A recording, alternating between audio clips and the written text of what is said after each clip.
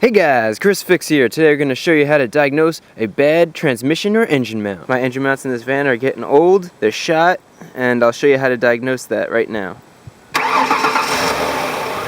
So whenever I shift it from park to reverse,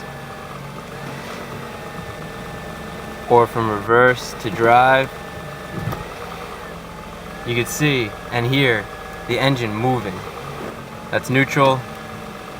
Reverse, that's not bad, but from reverse to drive, you get that really bad engine vibration, and that is because the engine mounts are bad. And over time, that's going to wear out engine parts, it's going to cause damage to the engine, and that's just a bad situation. And obviously, you saw how much that engine shook. That's horrible. So we already went over one of the symptoms, and that's the engine shaking a lot, or clunking, especially when going in and out of gear. I'm driving right now. I have my hands off the steering wheel, and the car, when giving slight gas, will steer to the left. Now this car is just aligned. The alignment's perfect. Now my hand's back on the steering wheel because I don't want to hit the snow, but you get the idea. It steers to the left when I give it gas. Look at that.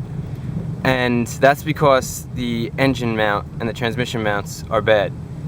So just an overview, to diagnose a bad motor mount, some symptoms are when you put it in gear, put it in drive, it clunks, the engine clunks, the engine moves a lot, very easy to move. So that's the first giveaway. Second giveaway is my car is pulling, and this is right after a brand new alignment, so I know everything's correct. And the third thing, visual inspection.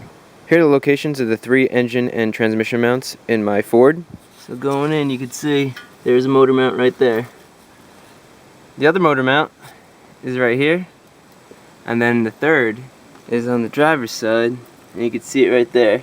There's actually 2 transmission mounts and 1 engine mount, but I kind of use transmission mount or engine mount interchangeably. You get the idea.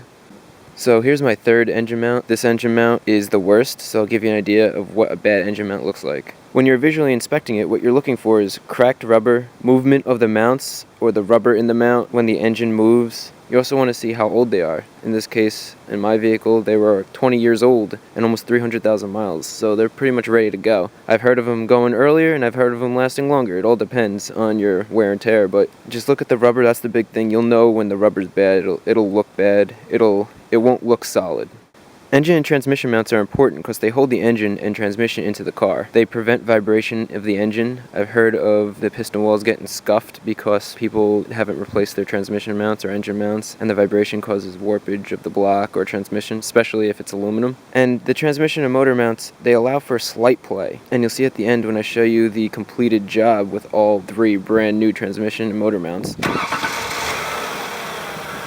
There is slight movement, but that's the whole point. It absorbs the shock of changing gears and accelerating so that not all that torque goes right into the suspension or right into the tires or whatever. It also prevents the vibration from going into the steering wheel and also the car itself, so it's a more enjoyable ride. If this video is helpful, give it a thumbs up. It's just a short video to show you how to diagnose your engine and tranny mounts. Also consider subscribing, then you get updates on when I publish new videos. I try to publish videos weekly. Comment below if you have any questions or tips or things you want to add. I add them into the annotations. You guys come up with some good stuff. Check out the links below to my ChrisFix Facebook and Twitter accounts. Join that if you use Facebook or Twitter. It'll give you updates when I publish new videos, when I have top tips, when I do giveaways. And also, finally, on the screen, you'll see a video popping up. That's going to be the actual replacement of the engine mount or transmission mount to give you an idea of what's involved and how to properly do it. I'd suggest you watch that video if you're going to try to attempt this at home. It's a pretty easy job. It takes a little while. The hardest part is getting access to the bolts, but you could easily do it with basic hand tools. The link to that video, just in case you can't click on the screen, is in the description below as well.